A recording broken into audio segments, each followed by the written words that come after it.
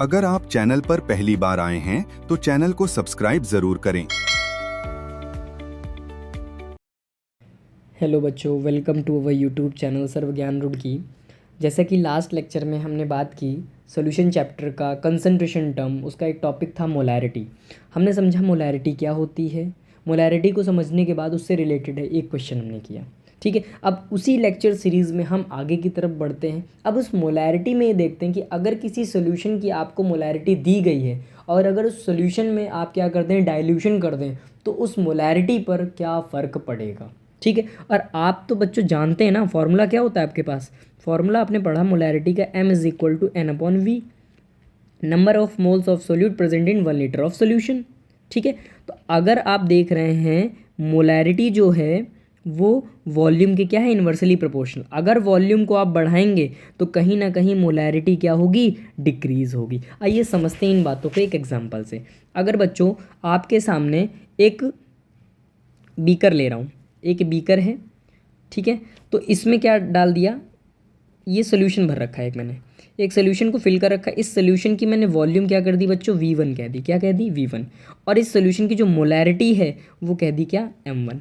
ठीक है, अगर बच्चों मैं ये कह दूँ आपसे कि यहाँ पर इस सोल्यूशन में जो मोल्स प्रेजेंट हैं वो मोल्स X मोल प्रेजेंट हैं किसके, सोल्यूट के।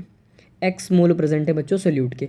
अब सर इसका क्या मतलब हुआ, आइए समझते हैं। अगर मैं अब बच्चों क्या करूँ, इसमें डाइल्यूशन करूँ, तो बच्चों डाइल्यूशन करने का मतलब क्या होता है, वॉल्यूम को इंक्रीज़ करना।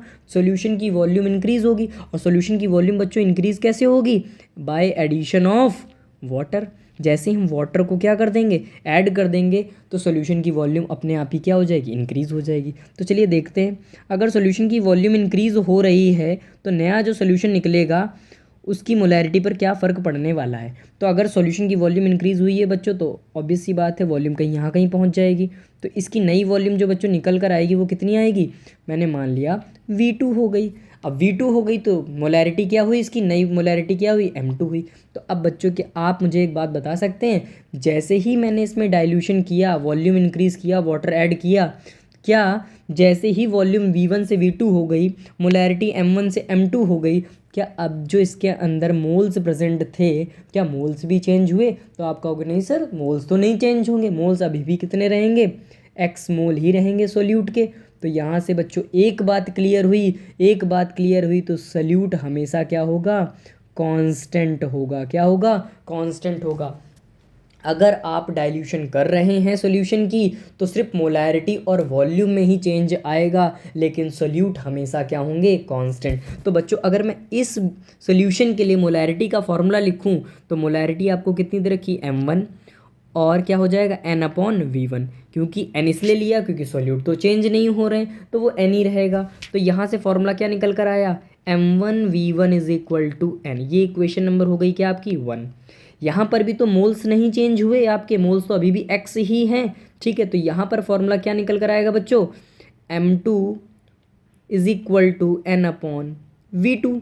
ठीक है, तो यहाँ से वैल्यू निकालूंगा तो M2V2 इज इक्वल टू कितना आएगा, N। ये इक्वेशन नंबर हो गई 2। ये भी मोल्स के इक्वल आ रहा है, ये भी मोल्स ऑफ सोल्यूट के इक्वल आ रहा है। तो अब ये दोनों इक्वेशंस को हम क्या कर सकते हैं, इक्वेट कर सकते हैं। और जैसे ही बच्चों हम दोनों इक्वेशन को इक्वेट करेंगे तो M1V1 is equal to M2V2 निकल कर आएगा, जो कि हमारा क्या होगा, एक फॉर्मूला होगा। ठीक है, और इसी फॉर्मूले को हम क्या करेंगे, यूज़ करेंगे आगे न्यूमेरिकल्स में जब डाइल्यूशन का केस आएगा। तो जैसे कैसे केस आ सकते हैं बच्चों डाइल्यूशन के, उसमें ऐसा आ सकता है कि आपको डाइल्यूशन से पहले सोल्यूशन की आपको मोलैरिटी दे दे और उसकी वॉल्यूम दे दे। आफ्टर डाइल्यूशन आपको हो सकता है मोलैरिटी दे दे, सिर्फ इतना पूछ ले कि बताइए जब मोलैरिटी इतने से इतनी चेंज हो गई तो कितना डाइल्यूशन आपने किया होगा, V2। इसका मतलब क्या निकलवा रहा है आपसे, V2। हो सकता है M1 दे दे, V1 दे दे, और V2 देकर आपसे क्या निकलवा ले, M2। हो सकता है M2 दे दे, V2 दे दे, V1 दे दे, और आपसे क्या निकलवा ले, M1।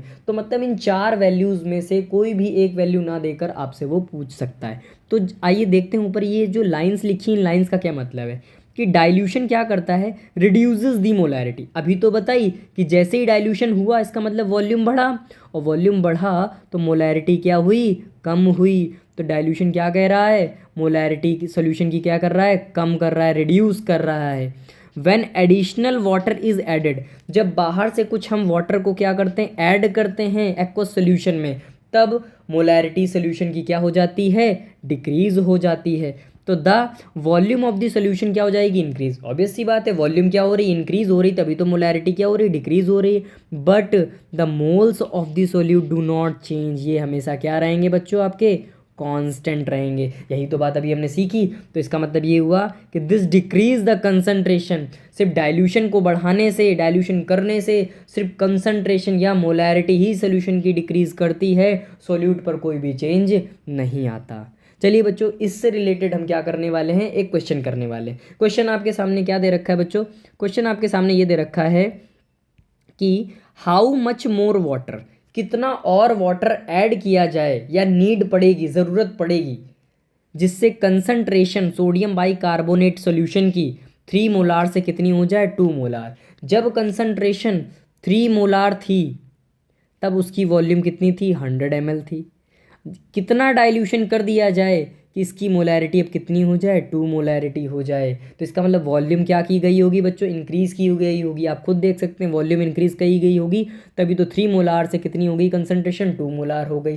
तो इसका मतलब अब आपसे क्या निकलवा रहा है, वो V2 निकलवाने की कोशिश कर रहा है। तो चलिए, हमें फॉर्मूला पता है, M1V1 is equal to M2V2। यही तो बच्चों फॉर्मूला पता है हमें। M1 कितना दे रखा है आपको, 3 मोलार दे रखा है, तो 3 मोलार रख दिया, मल्टीप्लाई V1 कितना है बच्चों आपके पास, 100 ml दे रखा है, 100 ml रख दिया, इज इक्वल टू M2 आपके पास बच्चों कितना दे रखा है, 2 मोलार कंसंट्रेशन हो गई है। और V2 तो आपसे पूछ रहा है ना, कितना और वाटर की ज़रूरत पड़ेगी, V2 निकालना है आपको। ठीक है, तो V2 जैसे ही आप निकालेंगे तो V2 कितना हो जाएगा, 3 molar multiplied by 100 ml upon में 2 मोलार, 2 मोलार हो जाएगा। मोलार से मोलार बच्चों क्या हुआ, कैंसिल। तो 2 का जैसे इससे डिवाइड करेंगे आएगा 50, 50 का इससे मल्टीप्लाई करेंगे तो कितना आ जाएगा, 150 ml आ गया बच्चों।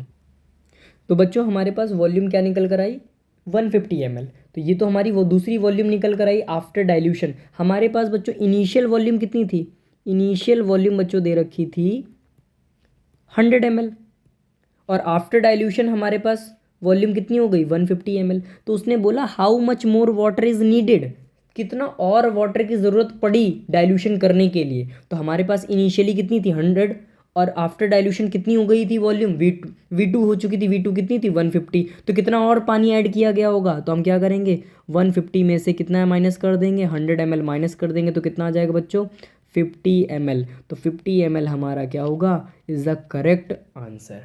गॉट इट बच्चों। तो इस तरीके से कंसेप्ट जो डाइल्यूशन का है मोलैरिटी पर, ठीक है, इससे रिलेटेड कुछ ना कुछ क्वेश्चंस इस तरीके से आपसे पूछता रहता है। तो ये हमारा खत्म हुआ effect of dilution on molarity. और वीडियो को शेयर करिए, लाइक करिए, और मिलते हैं नेक्स्ट वीडियो में आगे के टॉपिक पर। तब तक के लिए थैंक यू, बाय बाय।